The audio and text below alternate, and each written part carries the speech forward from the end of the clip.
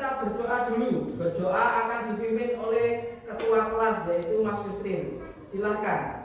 Sikap berdoa. Berdoa mulai.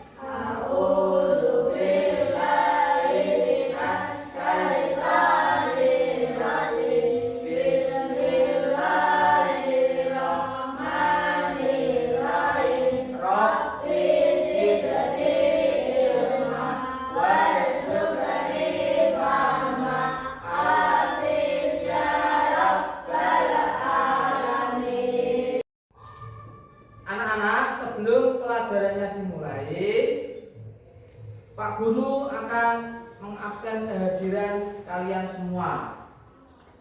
Mas Farhan, coba dilihat teman sebangkunya masuk semua.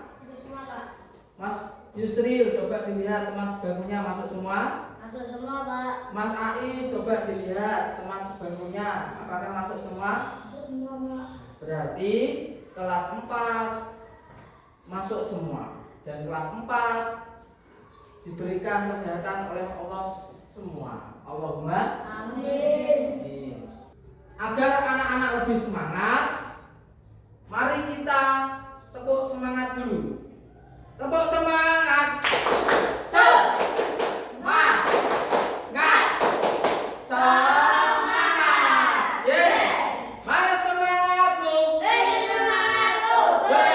Belajar asik. Anak-anak, pada hari ini kita akan belajar tentang proyek penguatan profil pelajar Pancasila dengan tema gaya hidup berkelanjutan, dengan topik harmoni alam dan iman, menjaga lingkungan sebagai wujud syukur kepada Tuhan dengan memanfaatkan limbah plastik menjadi sebuah karya.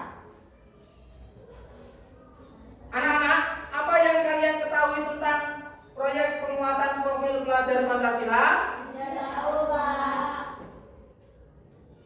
Ya, profil pelajar Pancasila atau P5 adalah upaya untuk mewujudkan pelajar Pancasila yang mampu berperilaku sesuai dengan nilai-nilai Pancasila. Nilai-nilai Pancasila yaitu 1. Beriman dan bertakwa Kepada Tuhan Yang Maha Esa. 2. Berkebinekaan global. 3. Bergotong royong. 4. Mandiri. 5. kreatif. 6. Bernalar kritis.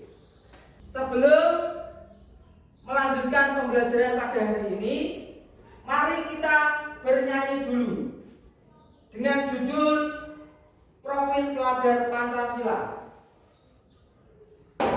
Pancasila, beriman dan bertakwa pada Tuhan Yang Esa dan berakhlak mulia, berkebudayaan global, gotong royong mandiri, kreatif dan bernalar kritis. Belajar Pancasila, beriman dan bertakwa pada Tuhan Yang Esa dan berakhlak mulia, berkebudayaan global, gotong royong mandiri, kreatif dan bernalar kritis. Terima kasih sudah bernyanyi dengan kompak. Sekarang Pak Guru akan menjelaskan tujuan proyek pada hari ini, yaitu 1. Peserta didik mampu membiasakan menjaga kebersihan dengan memilah limbah plastik sesuai jenisnya. 2. Peserta didik dapat memanfaatkan limbah plastik dengan baik. 3. Peserta didik dapat merancang proyek dalam bentuk daur ulang limbah plastik. Apa yang kalian ketahui tentang sampah? Sesuatu yang dibuang, Pak. Apalagi? Kotoran. Apalagi? Limbah. Apa yang menyebabkan banyak sampah di lingkungan sekolah? Tidak membuang ke arah tempat. Tidak membuang sampah pada tempatnya. Apakah kalian pernah melihat karya yang memanfaatkan sesuatu dari sampah? Kenapa? Ayo kita mengamati video yang ada di layar ini. Selamat datang dalam perjalanan yang akan membawa kita jauh. Sebuah petualangan kelas kita menciptakan gelombang besar sampah. Jutaan ton per tahun yang menjadi tantangan kita. Mengutip dari Sistem Informasi Pengelolaan Sampah Nasional (SIPSN), Kementerian Lingkungan Hidup dan Kehutanan pada tahun 2023, timbunan sampah di Indonesia mencapai kurang lebih 17 juta ton.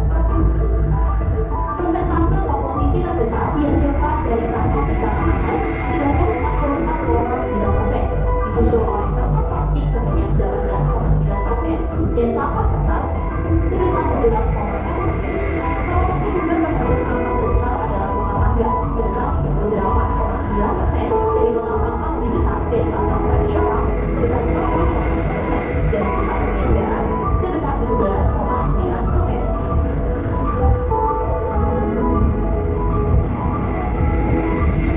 Tetapi di dalam tantangan ini ada peluang besar. Kita bisa memulai petualangan ini di rumah dengan kita mencakup dan berbagi cerita. Mulai dengan memilah sampah di rumah tangga kita sendiri. Pemilahan sampah menjadi beberapa jenis. Anak-anak, setelah kalian melihat video tadi, sekarang Pak Guru akan menjelaskan tentang pengertian sampah. Apa itu sampah? Barang yang sudah tidak digunakan lagi, tetapi masih dapat didaur ulang menjadi barang yang bernilai. Jenis-jenis sampah, yaitu ada sampah organik. Sampah organik, sampah yang berasal dari sisa makhluk hidup yang mudah terurai secara alami tanpa proses campur tangan manusia untuk dapat terurai.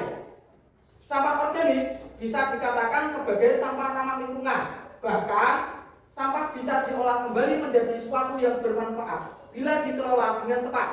Tetapi, sampah bila tidak dikelola dengan benar akan menimbulkan penyakit dan bau yang kurang sedap dari pembusukan sampah organik yang cepat. Yang kedua yaitu sampah anorganik. Sampah yang sudah tidak dipakai lagi dan sulit terurai.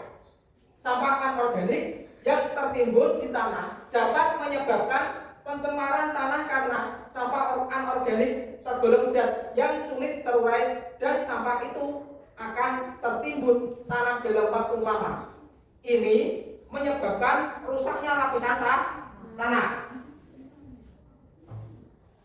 Manfaat sampah yaitu sebagai pupuk organik untuk tanaman, sebagai sumber humus, didaur ulang menjadi produk yang bermanfaat, dijadikan sebagai bahan bakar alternatif, dijadikan sebagai sumber listrik, mengubah sampah menjadi gas metana. Di tahap pengenalan proyek P5 ini, informasi apa yang anak-anak dapatkan? Masalah sampah, Pak. Apa arti dari sampah? Barang yang sudah tidak terpakai, Pak. Lalu, apa jenis-jenisnya sampah tersebut? Sampah anorganik dan organik. Sampah organik dan anorganik. Bisakah sampah-sampah tadi dimanfaatkan lagi? Bisa, Pak. Nah, anak-anak, di sekitar sekolah kita ini apakah sudah bebas dari sampah? Belum, Pak. Ayo kita sekarang keluar dari kelas. Ayo kita lihat di halaman sekitar sekolah ini. Sampah-sampah apa yang paling banyak kita temui?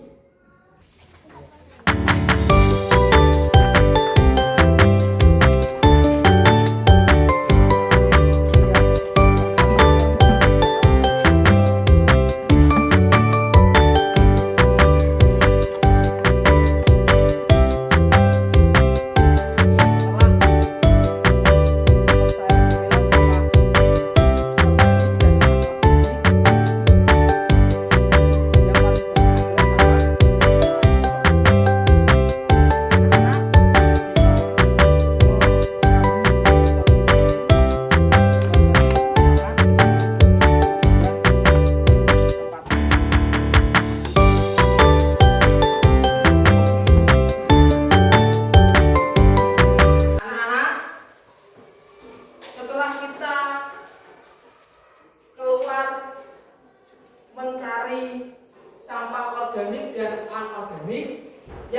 paling banyak kita temukan yaitu sampah.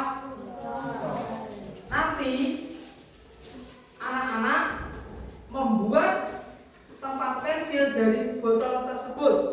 Sebelum membuat, Pak Guru akan menayangkan sebuah video bagaimana caranya membuat tempat pensil dari botol bekas. Silahkan dilihat dulu.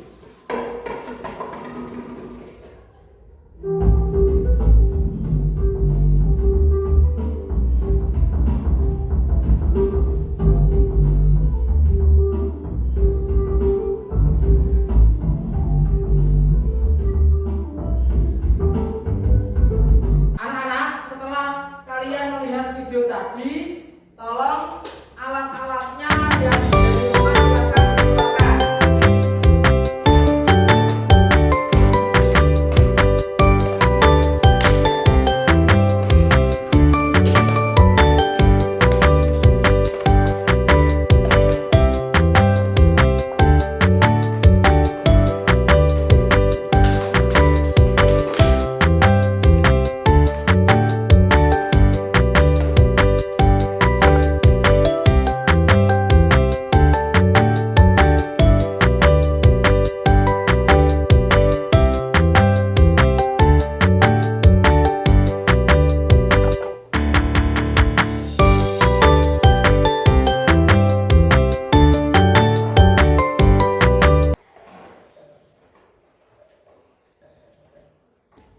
Ini hasil dari kelompok kami, kelompok A. Ini dibuat dari botol bekas dan stik. Manfaatnya adalah untuk menaruh pensil. Apakah ada yang mau menanggapi? Sudah bagus. Ya. Beri tepuk tangan untuk kelompok A. Selang plastik. Ini manfaatnya untuk menaruh pensil. Apakah ini sudah bagus? Bagus ya teman-teman? Bagus. Bagus. Beri tepuk tangan untuk kelompok B. Ini hasil dari kelompok C. Bahannya dari botol bekas dan kertas. Manfaatnya untuk tempat pensil. Anak-anak, mari kita refleksikan kegiatan P5 hari ini. Mulai dari awal tadi kita sudah pengenalan tentang sampah, memilah sampah di lingkungan sekitar, lalu membuat sampah menjadi hasil karya yang bermanfaat, yaitu tempat pensil. Apakah anak-anak senang? Karena kenapa? Karena pelajarannya menyenangkan. Pelajarannya Menyenangkan. sangat menyenangkan, pelajarannya seru, pelajarannya happy atau gembira. Nah, sekarang Pak Guru akan membagikan lembar refleksi untuk kalian isi. Mulai dari kelompok A, kelompok B, kelompok C. Kesimpulan pembelajaran proyek kelima pada hari ini adalah anak-anak dapat membedakan sampah organik dan sampah anorganik. Sampah organik adalah Sampah yang mudah sampah terurai. yang mudah terurai. Sampah anorganik adalah Sampah yang sulit terurai. dan anak-anak juga telah membuat proyek yaitu tempat pensil dari bahan bekas. Terima kasih, semoga pembelajaran pada hari ini bermanfaat untuk kita semua. Allahumma Amin. dan kita akhiri pembelajaran pada hari ini dengan bacaan hamdalah. Alhamdulillahirabbil alamin. Wassalamualaikum warahmatullahi wabarakatuh.